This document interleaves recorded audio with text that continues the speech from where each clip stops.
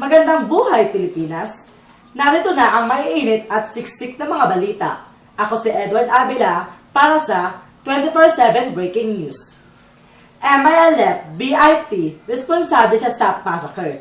Yan ang balitang iuulat sa atin ng ating kapatid na si Aljon Servania. Aljon?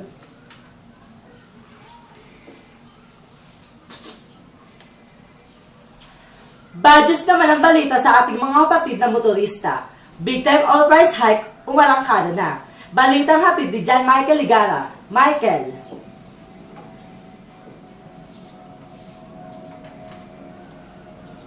Salamat, Michael. AIDS, kalat dahil sa same-sex marriage. Isyong binabantayan ni Bien Gerald de la Cruz. Bien, ano na ang balita?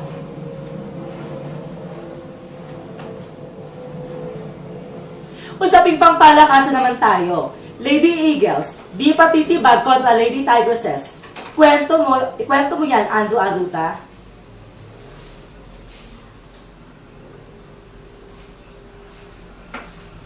Balitang showbiz naman tayo. Para sa Starbucks News, hatid sa atin na nagbabalik ang pusong si Lerma Bulda.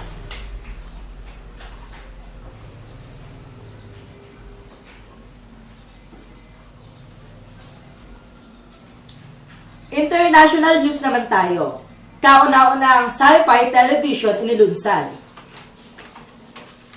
Balitang hatid ng partner kong bumiyahe pa ng Singapore upang ibahagi sa atin ang kwentong ito. Panoorin natin.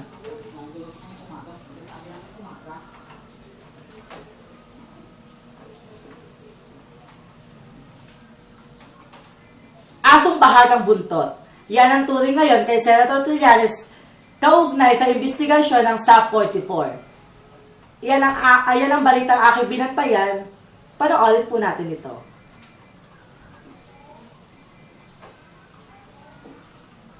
At yan ang mga balitang aming nakalap sa 30 minuto nating balitaktakan. Hanggang sa muli, sa ngalan ng aking partner na si Patricia Rodriguez, ako si Edward Avila para sa 24/7 Breaking News.